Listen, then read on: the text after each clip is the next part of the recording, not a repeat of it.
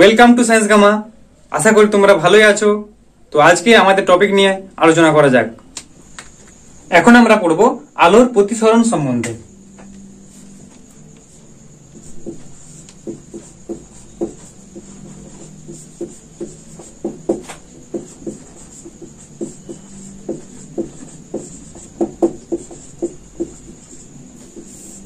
অর্থাৎ refraction of light. তাহলে দেখো, তোমরা দেখবে বাস্তবে কোন একটা ধরো কাচের গ্লাস বা এমনি গ্লাসে জল আছে, জলের মধ্যে একটা পেন্সিলকে ডুবিয়ে দিয়েছো বা একটা চামচকে ডুবিয়ে দিয়েছো বা একটা বালতির জলের মধ্যে যদি এরকম ভাবে কিছু করো, বা ধরো একটা বাটিতে জল আছে তার মধ্যে একটা কয়েন পড়ে আছে, এই সমস্ত কিছু জিনিসগুলো দেখলে তোমরা যদি উপর থেকে দিয়ে দেখো, হ্যাঁ দেখবে না, ধরো পেন্সিলটা ডোবানো আছে, পেন্সিলটা দেখবে একটু বেঁকে গেছে মনে হবে জলের মধ্যে যখন গেছে। হ্যাঁ, এরকম তোমরা সচরাচর দেখতে পাও। কিন্তু তাহলে কেন এই জিনিসটা দেখো না, অ্যাকচুয়ালি এটা হয় আলোর প্রতিসরণের জন্য। আর এই প্রতিসরণটা হয় কেন না, এই প্রতিসরণটা হয় আলো যখন বায়ু মাধ্যমে যায় তখন বায়ু মাধ্যমে আলোর গতিবেগ এক, আবার যখন ওই পেন্সিলটায় দেখো জলে ডোবানো আছে তখন জলে আলোর গতিবেগ আর এক। আবার পেন্সিলটা খানিকটা অংশ কাঁচের মধ্যে দেখতে পাবো, সেখানেও দেখবে বাঁকাটা একটু অন্যরকম দেখা যাচ্ছে। তার মানে কি, কাঁচও আলোর গতিবেগ আর এক। তাহলে আলোর গতিবেগ বিভিন্ন মাধ্যমে বিভিন্ন হওয়ার জন্যই আলোর এই প্রতিসরণ হয়। তাহলে আলোর প্রতিসরণ বলতে তাহলে কি বোঝায় না, বলবে যে আলো যখন কোনো একটা স্বচ্ছ সমসত্ব মাধ্যমের মধ্য দিয়ে যেতে যেতে অপর কোনো একটি স্বচ্ছ মাধ্যমে প্রবেশ করে তখন, বা অপর একটি স্বচ্ছ মাধ্যমে আপতিত হয়, তখন আলোকরশ্মি কিছুটা বেঁকে যায়। আলোর এই ঘটনাকে বলা হয় আলোর প্রতিসরণ, এবং এই প্রতিসরণের জন্য বিভিন্ন মাধ্যমে আলোর গতিবেগই দায়ী। যেমন ধরো বায়ু মাধ্যমে আমরা জানি বায়ু মাধ্যমে আলোর গতিবেগ কত, বায়ু মাধ্যমে আলোর গতিবেগ 3 × 10⁸ মিটার পার সেকেন্ড। বায়ু থেকে ঘন মাধ্যম জল, আমরা স্বচ্ছ মাধ্যমগুলো নেব যেটা আলো গেলে আমরা দেখতে পাই, সে ধরনের মাধ্যমগুলো নিয়ে অবশ্যই আলোচনা করব। জল মাধ্যম হলে তার গতিবেগ কত হয়, 2.5 × 10⁸ মিটার পার সেকেন্ড। কাঁচে আলোর গতিবেগ কত, 2 × 10⁸ মিটার পার সেকেন্ড। দেখো এখানে হচ্ছে বায়ুটা লঘু মাধ্যম, জল এবং কাচের থেকে, আবার জলটা কাচের থেকে লঘু মাধ্যম, কাঁচ জলের থেকে ঘন মাধ্যম। তার মানে কি, যত নিচের দিকে যাচ্ছে এটা লঘু, একটু ঘন হচ্ছে এটা আরো ঘন। যত ঘন হচ্ছে তত তার স্পিড কমবে বা ভেলোসিটি কমবে লাইটের। এবার দেখো, যখন লঘু মাধ্যম থেকে ঘন মাধ্যমে যাচ্ছে, ধরো বায়ু থেকে জলে যাচ্ছে,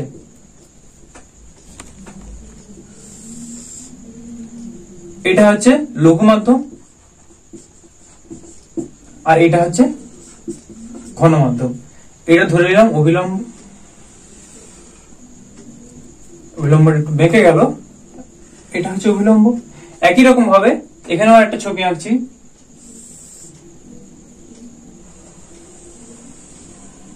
এটা ছিল ঘন মাধ্যম আর এটা হচ্ছে লঘু মাধ্যম।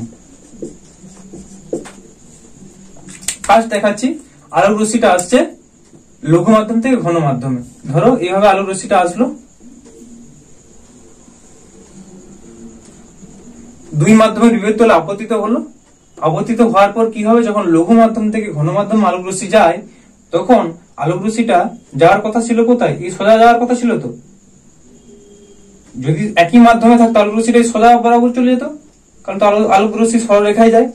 কিন্তু যেমনি মাধ্যমে দুটো চেঞ্জ হয়েছে, লঘু ছিল এটা, এটা ঘন মাধ্যম, তখন আলোক রশ্মিটা এই সোজা না গিয়ে আলোক রশ্মিটা এই পথে বেঁকে যাবে, অর্থাৎ অভিলম্বের দিকে। এটা অভিলম্ব ছিল, অভিলম্বের দিকে চলে আসবে। আবার একই রকম ভাবে যখন ঘন মাধ্যম থেকে লঘু মাধ্যমে আলোক রশ্মিটা আপতিত হবে দুই মাধ্যমের বিভেদ তলে, তখন আলোক রশ্মিটা যাওয়ার কথা ছিল এই সোজা, তখন আলোক রশ্মিটা এই সোজা না গিয়ে কি হবে না, মাধ্যমের যে আমরা অভিলম্বটা পেয়েছি দুই মাধ্যমের মধ্যে, তো অভিলম্ব থেকে দূরে চলে যাবে, অভিলম্ব থেকে দূরে সরে চলে যাবে। এবার এটা প্রমাণ করার জন্য বিভিন্ন নাম দাও। ধরো এটা এন, এটা হচ্ছে এন ড্যাশড, আলোক রশ্মিটা ছিল এ, এটা বি, আর আলোক রশ্মিটা এটা হচ্ছে সি। এটা নাম দিয়ে দাও ডি। তাহলে একই রকম ভাবে এখানে নাম দাও এন, এন ড্যাশড, এটা আলোক রশ্মি ছিল এ বি, এই পথটা হচ্ছে এটা সি, আর এটা ডি। এবার দেখো ফার্স্ট এটার ক্ষেত্রে বলছি, যেই কোণে আলো পড়ে অভিলম্বের সঙ্গে যেই কোণ করে সেটাকে কি বলা হয়? আপাতন কোণ। আপাতন কোণ মানে ইনসিডেন্ট অ্যাঙ্গেল আই। আর যেই কোণে আলোর রশ্মিটা বেরিয়ে যায় সেটাকে কি বলা হয়? প্রতিসরণ কোণ, অর্থাৎ রিফ্র্যাকশন অ্যাঙ্গেল, সেটাকে বলা হয় আর। এবং আলোক রশ্মিটা যেই সোজা যাওয়ার কথা ছিল সেই সোজা না গিয়ে যতটা অ্যাঙ্গেল সরে বেঁকে গিয়েছে সেই অ্যাঙ্গেলটাকে বলবো আমরা কি না চ্যুতি কোণ, ডেল্টা। এটা হচ্ছে চ্যুতি কোণ ডেল্টা। একই রকম ভাবে তাহলে এটাও ইনসিডেন্ট অ্যাঙ্গেল আই, এই কোণটা কি না রিফ্লেকশন অ্যাঙ্গেল আর, আর এই কোণটা হচ্ছে চ্যুতি কোণ ডেল্টা। এবার এটার ক্ষেত্রে ফার্স্ট প্রমাণ করছি। এখানে দেখো এই কোণটা অর্থাৎ কোণ এ বি এন, কোণ এ বি এন সমান কোণ N dashed B D, N dashed B D. কারণ কি এটার বিপরীত কোণ এটা, মানে এই দুটো কোণ সমান, তাই না? যদি একটা ধরো রেখা এরকম ক্রস করছে তাহলে এই কোণটা আর এই কোণটা তো সমান হবে, কারণ দুটো বিপরীত কোণ। ব্র্যাকেটে লিখো বিপরীত কোণ।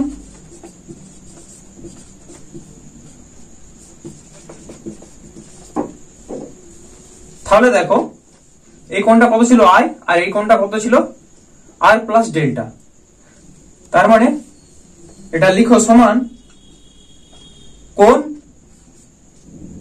N dashed B C, N dashed B C plus কোণ সি বি ডি। এর জাস্ট ভ্যালু গুলো পুট করো। এ বি এন এর মান কত ছিল আই, তাহলে ইমপ্লাইজ আই সমান N dashed B C, N dashed B C এর মান কত r plus C B D, C B D এর মান ডেল্টা। তাহলে এখান থেকে চ্যুতি কোণ ডেল্টার মানটা আমরা পেয়ে যাব। তাহলে delta is equals to i minus r, i minus r. তাহলে এই সূত্রটি মনে রাখবে যে যদি আলোক রশ্মি লঘু মাধ্যম থেকে ঘন মাধ্যমে যায় তখন তার ক্ষেত্রে চ্যুতি কোণ হয় delta is equal to i minus r. একই রকম ভাবে যখন এবার ঘন মাধ্যম থেকে লঘু মাধ্যমে আসছে সেই ক্ষেত্রে কি হবে দেখো। তাহলে ঘন মাধ্যম থেকে লঘু মাধ্যমে আসলে এখানটা মুছছি, জায়গাটা নাহলে পাবো না। দেখো কোণ এ বি এন, কোণ এ বি এন সমান কোণ N dashed B D, N dashed B D, N dashed B D. ব্র্যাকেটে লিখে দাও এটা হচ্ছে কি কোণ? বিপরীত কোণ। এই কোণটার সঙ্গে এই কোণটা সমান, এইটার সঙ্গে সমান হচ্ছে এটা বিপরীত কোণ।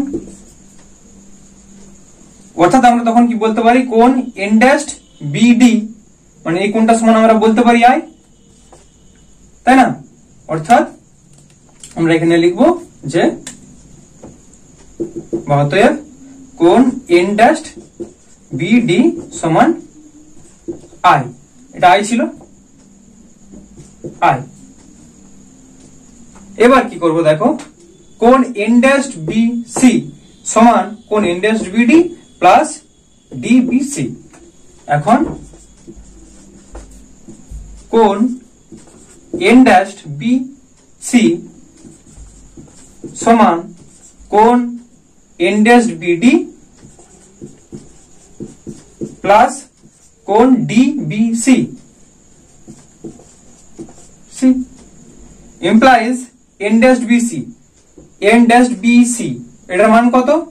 এন ড্যাশ বিসি এর মান হচ্ছে আর, তাহলে আর সমান N dash BD, N dash BD কত পেয়েছি? আই পেয়েছি, এটার সঙ্গে এটা সমান ছিল, তাহলে আই প্লাস ডিবিসি, ডিবিসি এর মান কত? ডেল্টা, ডেল্টা, তাহলে implies delta is equals to R minus I.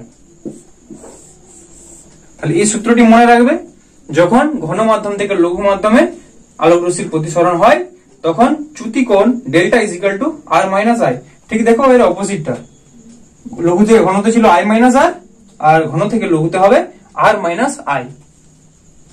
এই সূত্র দুটি তোমরা অবশ্যই মনে রাখবে অঙ্ক করার ক্ষেত্রে। এইবার আমরা পড়ব প্রতিসরণের সূত্রাবলী। প্রতিসরণের সূত্রগুলো বোঝার জন্য আমাদের আগে একটা সহজ পরীক্ষা করতে হবে। একটা কাচের স্ল্যাব নেব, এরকম একটা ধরো কাচের স্ল্যাব নিচ্ছি,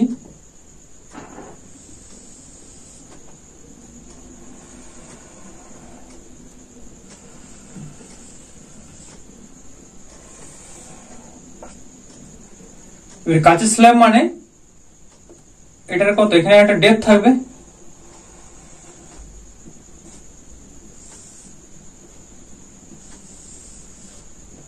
ব্যাপারটা হচ্ছে এরকম, তাই না?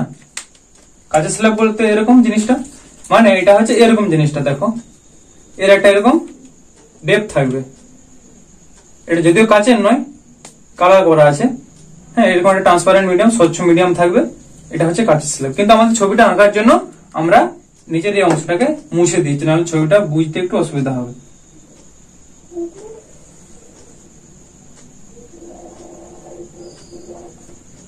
এটা নিলাম, এটা একটা কাচের স্ল্যাব।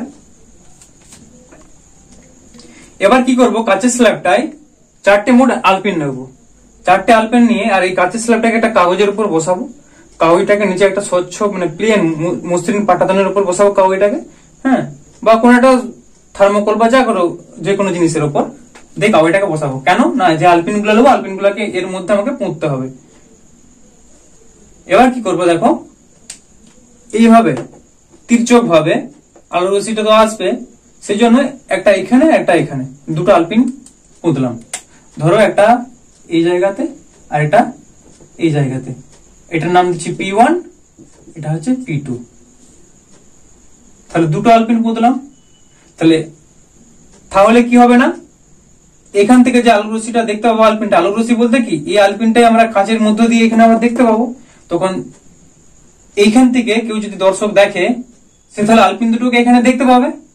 সে যখন আলপিন দুটোকে এখানে যেই সোজা দেখবে, সেই সোজা অপর দুটো আলপিন P3 এবং P4 কে জয়েন করব, মানে যে সোজায় দেখতে পাবো সেই সোজাই কিন্তু P3 কে বসাবো আর এটাকে P4 কে বসাবো।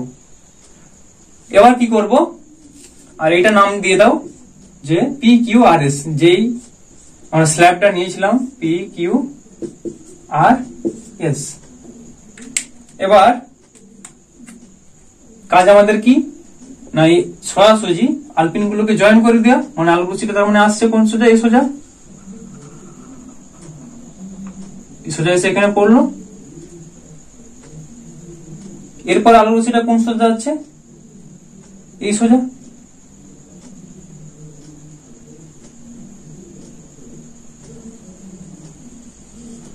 এটা একটু বেঁকে গেছে, ধরো P3টা এখানটায় নিয়েছিলাম।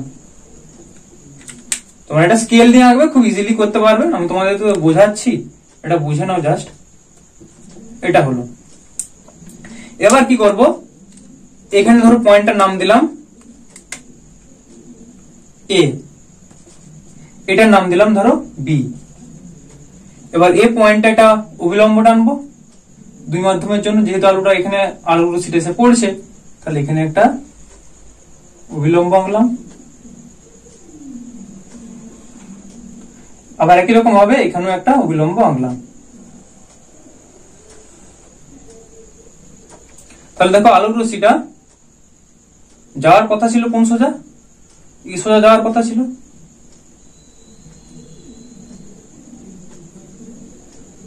কিন্তু আলোক রশ্মিটা ওই সোজা না যেয়ে আমরা কি জানি যে লঘু মাধ্যম থেকে ঘন মাধ্যমে, এটা কাঁচের জিনিস তো, এটা বাতাস ছিল, এটা হচ্ছে লঘু মাধ্যম, এটা অবশ্যই ঘন মাধ্যম।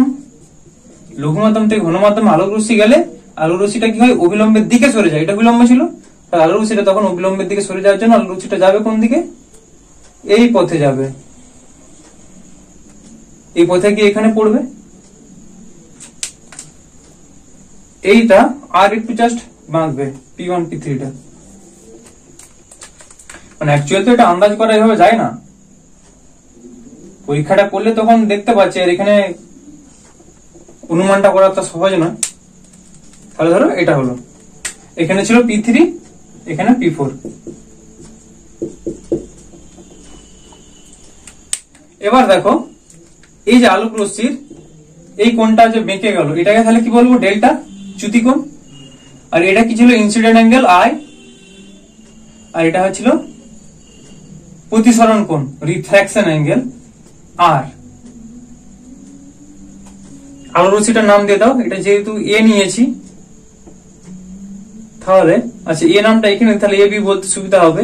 এ, এটা ছিল বি, এখানটার নাম দিয়ে দাও সি, এখানটার নাম দিয়ে দাও ডি। এটা ধরো N1, এটা হচ্ছে N2, এটা N3, এটা হচ্ছে N4। এই জায়গা থেকে আমরা প্রথম সূত্রটা পাবো প্রতিসরণের। এখানে কি দেখো, আপতিত রশ্মি কোনটা, এ বি হচ্ছে আপতিত রশ্মি, প্রতিসৃত রশ্মি কোনটা, বি সি হচ্ছে প্রতিসৃত রশ্মি। বাকি পোর্শনটাই পরে যাচ্ছে, তাহলে বিসি হচ্ছে প্রতিসৃত রশ্মি। এবং দুই মাধ্যমে যেখানে আলোটা এসে পড়েছে সেই মাধ্যমের অবিলম্ব কোনটা, N1 N2। দেখো এই রশ্মি তিনটা, অর্থাৎ বা তিনটা লাইন এ বি, বিসি এবং N1 N2 একই সমতলে আছে। এইটাই হচ্ছে প্রতিসরণের প্রথম সূত্র। প্রতিসরণের প্রথম সূত্র কি না, আপতিত রশ্মি, প্রতিসৃত রশ্মি এবং দুই মাধ্যমের বিভেদ তলে অঙ্কিত অভিলম্ব একই সমতলে থাকে। এটি হলো প্রতিসরণের প্রথম সূত্র। এবার আমরা প্রতিসরণের দ্বিতীয় সূত্র আনবো, দ্বিতীয় সূত্রটা বলবো। একই রকম ভাবে যদি এটা থেকে বলতে, এটা থেকেও সেম জিনিসটা ব্যাখ্যা করতে পারতে। আলোক রশ্মিটা এই সোজা যাওয়ার কথা ছিল, এই সোজা না গিয়ে দেখেছে লঘু থেকে ঘন থেকে লঘুতে যায়, তখন কি অবিলম্ব থেকে দূরে সরে যায়, সেটা হয়েছে। একই রকম এখানেও কি হচ্ছে, একই সমতলেই তো আছে, এটা দিয়েও বোঝাতে পারতে। এবার আমরা দ্বিতীয় সূত্রটা বোঝাবো। দ্বিতীয় সূত্রটা বোঝানোর জন্য কি করব না, একটা সার্কেল কল্পনা করব, ছোট একটা কম রেডিয়াসের, কম ব্যাসার্ধের একটা সার্কেল নেব।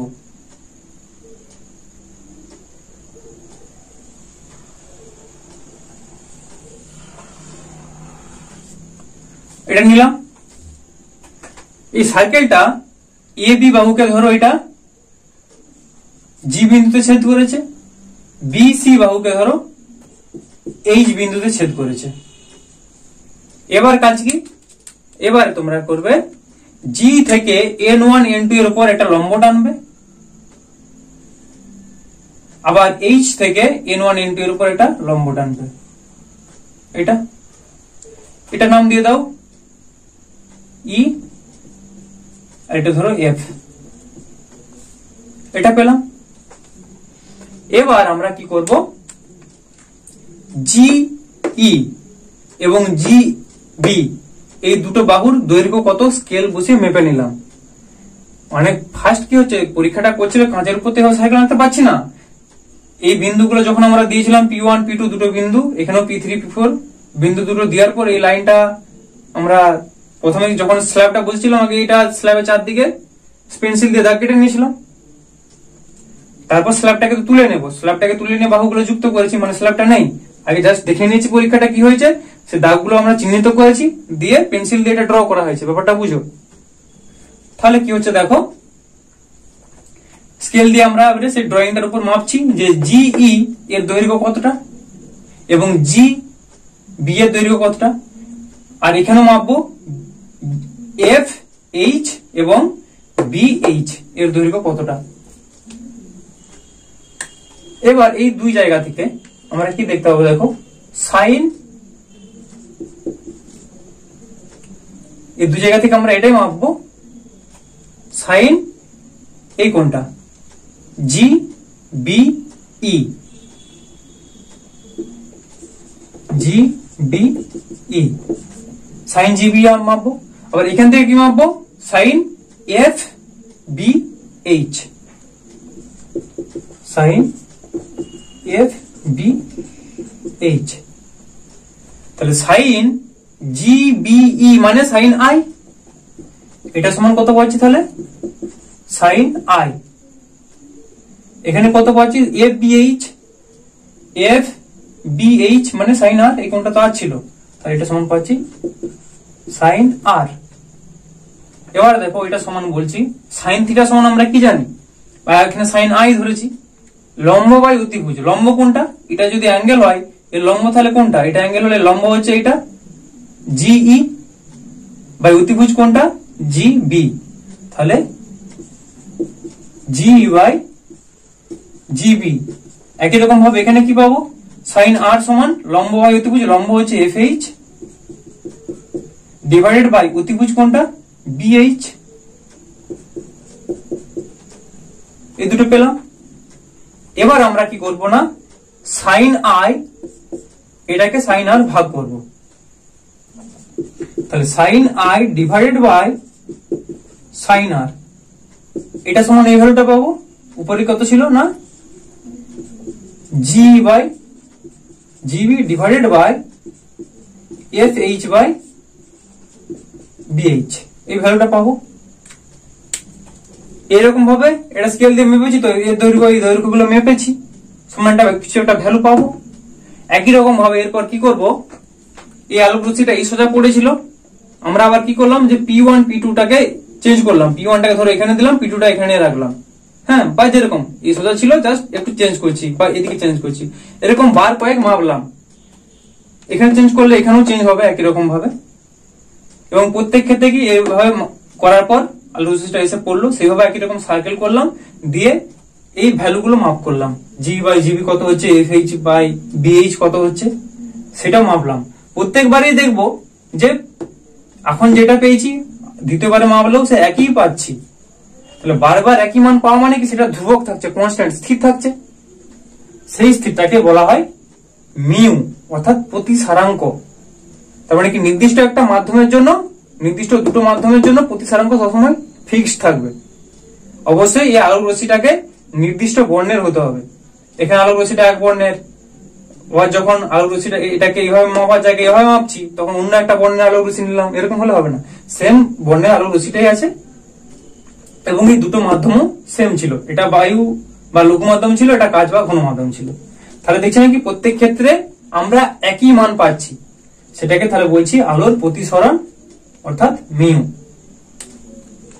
তার মানে সাইন আই বাই সাইন আর সমান, এই মাধ্যমটাকে যদি 1 নম্বর মাধ্যম বলি আর ঘন মাধ্যমটাকে যদি 2 নম্বর মাধ্যম বলি, তাহলে 1 মিউ 2, এক মাধ্যম থেকে 2 নম্বর মাধ্যম আলোটা যাচ্ছে বলে এভাবে চিহ্নিত করা হয়।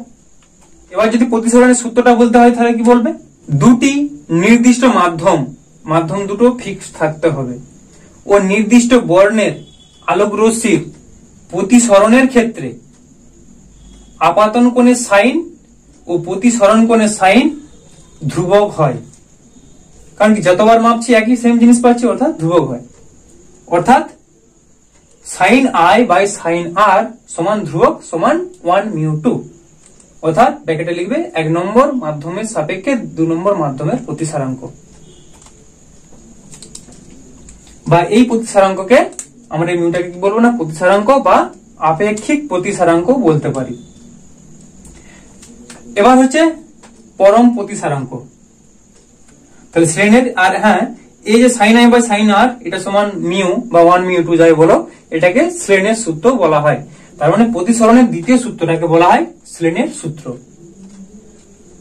তাহলে প্রতিসরণের দুটো সূত্র আমরা ব্যাখ্যা করলাম। এবার বলবো যে পরম প্রতিসারাঙ্ক কি। আপেক্ষিক প্রতিসারাঙ্ক দেখলাম, মিউটাকে আপেক্ষিক প্রতিসারাঙ্ক বলি। এবার পরম প্রতিসারাঙ্ক কখন বলবো, যদি এই দুটো মাধ্যম, একটা যদি বায়ু মাধ্যম হয় এবং তার সাপেক্ষে যে মাধ্যমটা লিখছি সেটা কোন একটা ঘন মাধ্যম আছে, বায়ুর সাপেক্ষে যদি করি তখন সেটাকে পরম প্রতিসারাঙ্ক করি। আমরা ধরো এখানটা জল লঘু মাধ্যম ছিল, জলের থেকে কাচ ঘন মাধ্যম ছিল, জল আর কাচ নিতে পারতাম, তখন কিন্তু পরম প্রতিসারাঙ্ক ভাষাটা বলবো না। যদি লঘু মাধ্যম হিসেবে বায়ু নিই তখনই সেটা পরম প্রতিসারাঙ্ক বলবো। তাহলে বায়ু মাধ্যমের সাপেক্ষে যদি কোনো মাধ্যমের প্রতিসারাঙ্ক যেটা হবে সেটাকেই পরম প্রতিসারাঙ্ক বলি। এখানে লঘু মাধ্যম থেকে ঘন মাধ্যম যদি বায়ু হয় তখন পরম প্রতিসারাঙ্কের ক্ষেত্রে এই মিউর মানটা কত হবে না 1.33। অর্থাৎ বায়ু থেকে এখানে হচ্ছে বায়ু 1 নম্বর মাধ্যমটা ছিল, 2 নম্বরটা হচ্ছে জল। বায়ু থেকে যদি জলে যায়, আবার বায়ু থেকে যদি কাচে যায়, এটা ছিল বায়ু আর এটা হচ্ছে কাচ। বায়ু থেকে কাচে গেলে এই মিউর মানটা কত হয় 1.5, এটাকে বলা হচ্ছে পরম প্রতিসারাঙ্ক। এরপর বলছি লম্ব আপাতন। আলোক রশ্মি যখন এই যে দুই মাধ্যমের বিভেদ তলে এসে পড়ছে, এটা একটা মাধ্যম এটা একটা মাধ্যম বিভেদ তলে এসে পড়ছে, আলোক রশ্মিটা হয় তির্যক ভাবে না পড়ে যদি লম্ব ভাবে আপতিত হয়, তাহলে কি হবে আলোক রশ্মি কোনো বাঁকবে না, সোজাসুজি চলে যাবে। আমরা কি জানি দুটো অপর মাধ্যম হলে আলোর গতিবেগের পরিবর্তন হয়, গতিবেগের পরিবর্তনের জন্যই প্রতিসরণ হয়, এটা জানি। কিন্তু যদি আলোক রশ্মিটা লম্ব ভাবে আপতিত হয় সেই ক্ষেত্রে কিন্তু প্রতিসরণ মানবে না, অর্থাৎ শ্রেণীর সূত্র বা প্রতিসরণের দ্বিতীয় সূত্র কিন্তু মানছে না, তখন আলোক রশ্মিটা সোজাসুজি চলে যাবে। এটাই হলো কিনা লম্ব আপাতন। তোমাদের যদি আমার ভিডিওটি ভালো লাগে তবে আমার ভিডিওটিকে লাইক করো, আর এরকমই আরো ভিডিও পাওয়ার জন্য আমার চ্যানেলটিকে যদি এখনো না সাবস্ক্রাইব করে থাকো তাহলে আমার চ্যানেলটিকে সাবস্ক্রাইব করো এবং বন্ধুদের সুবিধার জন্য তাদের মধ্যে ভিডিওটি শেয়ার করো।